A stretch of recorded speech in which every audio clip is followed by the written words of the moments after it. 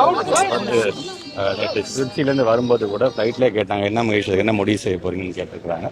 அவங்க சொல்லியிருக்கின்ற நம்ம தேர்தல் வாக்குறுதியில் சொல்லிட்ட அதை பற்றியும் எடுத்து நான் சொல்லியிருக்கேன். நான் இன்றைக்கு இந்த பென்ஷன் சார்ந்து எங்களுடைய கமிட்டி மீட்டிங் 11 மணிக்கு முதலமைச்சர் வர சொல்லியிருக்காரு. அதில் குறிப்பாக அந்த கமிட்டி மீட்டிங் முடிஞ்ச கையோட இது சார்ந்த அவங்க கேட்கக்கூடியது என்ன, நாங்கள் இது சார்ந்து ஒரு இடைநிலை ஆசிரியர் சார்ந்த நான் ஃபைனான்ஸ் டிபார்ட்மெண்ட்டில் பேசும்போது அவங்க ஒரு சில வாதத்தை எங்கள்கிட்ட வச்சிருக்காங்க. ஸோ அது தெளிவுபடுத்துகின்ற விதமாக இன்றைக்கும் நாங்கள் சில கோரிக்கையை அங்கே நாங்கள் வைக்க இருக்கின்றோம். ஸோ இந்த பென்ஷன் சார்ந்து இந்த கூட்டம் முடிந்ததுக்கு பிறகு கண்டிப்பாக தமிழ்நாட்டு முதலமைச்சர் எங்களுக்கு என்ன அறிவுறுத்துகிறாரோ அதன் தொடர்ச்சியாக நான் ஃபைனான்ஸ் மினிஸ்டரோடையும் அந்த ஃபைனான்ஸ் செக்ரட்டரி உட்காந்து பேசுகிறது சார்ந்து ஏதாச்சும் ஒரு நல்ல முடிவை எடுப்போம் என்ற நம்பிக்கை எனக்கு. என்ன கேட்குறாங்கன்னா 311 அதாவது 311வது தேர்தல் வாக்குறுதி தான் நீங்கள் அதான் சொன்னேன். தேர்தல் வாக்குறுதி நான் கொடுத்ததான் அவங்க கேட்குறாங்க, புதுசாக எதுவும் கேட்கலன்னு தான் சொல்கிறேன் நான். அது சார்ந்து தான் நாங்கள் சில விளக்கங்களை நாங்கள் வந்து ஃபைனான்ஸ் டிபார்ட்மெண்ட் சொல்லும்போது அவங்க எங்கள்கிட்ட சில கேள்விகளை கேட்டிருக்கிறாங்க.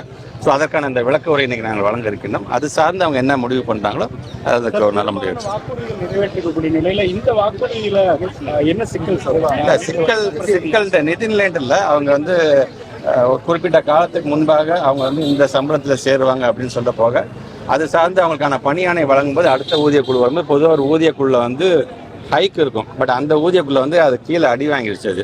ஸோ அவங்க வந்து இப்போ அந்த அப்பாயின்மெண்ட் டயத்தில் அந்த சர்டிஃபிகேட் வெரிஃபிகேஷன் முடிக்கும் போது சொல்லப்பட்ட ஒரு சம்பளம் ஒன்றாக இருக்கிறது.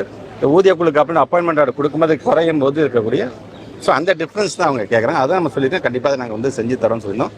அது சார்ந்து அது மாதிரி எத்தனை பேர் அதில் பாதிக்கப்பட்டிருக்கிறார்கள் முத்தமிழ் கலைஞர் காலத்தை சார்ந்திருக்க அந்த பத்திரிகை செய்திலாம் இப்போ நான் ஒரு பிரிண்ட் அவுட் எடுத்து தான் நான் போகிறேன். நான் ஃபைனான்ஸ் டிபார்ட்மெண்ட்டில் உட்காந்து ஏன்னா இதை அட்வொகேட் பண்ணுறது நானாக தான் இருக்கணும். ஏன்னா அது என் டிபார்ட்மெண்ட் சார்ந்து எங்களுடைய ஆசிரியர்கள் சார்ந்து நாங்கள் தான். ஏன்னா அவருடைய போராட்டம் என்பது ஏதோ ஒரு பத்திரிகை செய்தி மட்டும் இல்லை, அவருடைய உணர்வுகளை வெளிப்படுத்துகின்ற விதமாக அந்த வழி ஒரு துறையோட அமைச்சர் முறையில் எனக்கும் இருக்கின்றதை பார்க்கும்பொழுது அதுக்கு நல்ல விடிவை ஏற்படுத்த வேண்டும் என்பதுதான் எங்களுடைய ஆசை.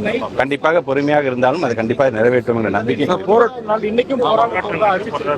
தொடர்ந்து பேசிட்டு தான் இருக்கோம். நாங்கள் அவங்க எங்கள் சைட்லேருந்து சில சங்கத்தின் மூலமாகவும் அது போராட்டம் நடத்தக்கூடிய நாங்கள் பேசிட்டு தான் இருக்கோம். நாங்கள் ஸோ அவங்க ஒரு கட்டத்தில் நிற்கிறாங்க, நாங்கள் ஒரு கட்டத்தில் இருக்கோம். அதை பேசி ஏதோ வயமீடியாக முடிக்க வேண்டும் என்பதுதான் ஆசை. அது கண்டிப்பாக அதை முடிப்போம் என்ற நம்பிக்கை எங்களுக்கு. போராட்டம் நடக்கும்போது சில ஆசிரியர்கள் வந்து போலீசார் வந்து அராஜக முறையில் கைது செய்யப்படும்போது தாக்க முற்படுவதா ஒரு குற்றச்சாட்டு இருக்கு. ஒரு ஆசிரியருடைய கையும் முடிக்கப்பட்டதா புகார்கள் தெரிவிக்கிறாங்க. நான் என்னை பொறுத்த வரைக்கும் இது வந்து அவருடைய உணர்வுகளை வெளிப்படுத்துகின்ற விதமாகத்தான். இது வந்து ஒரு ஆர்ப்பாட்டமோ அது போராட்டமோ அது அந்த மாதிரிலாம் நான் பார்க்கறதை தவிர்த்து இது அவங்களுடைய உணர்வுகளை வெளிப்படுத்துகின்ற விதமாகத்தான் இது இருக்கின்றது. அது சார்ந்து ஏன்னா எல்லாருமே படித்த ஆசிரியர்கள் தான். ஸோ அவங்களுக்கும் தெரியும் எந்த லிமிட் வரைக்கும் நம்ம போராட்டம் பண்ணணும், எந்த லிமிட்டை நம்ம தாண்டக்கூடாது, நம்முடைய உணர்வுகளை எப்படி நம்ம வெளிப்படுத்த வேண்டும். ஏன்னா படித்தவர்கள் அவங்க வந்து இந்த நாட்டு மக்களுக்கு ஒரு முன்னுதாரணமாக இருக்கக்கூடியவர்களாகத்தான் அவங்களை பார்க்கணும். எது எப்படியாக இருந்தாலும் என்னுடைய குடும்ப உறுப்பினர்கள் கண்டிப்பாக கைவிட மாட்டேன் எனக்கு இருக்கின்றது.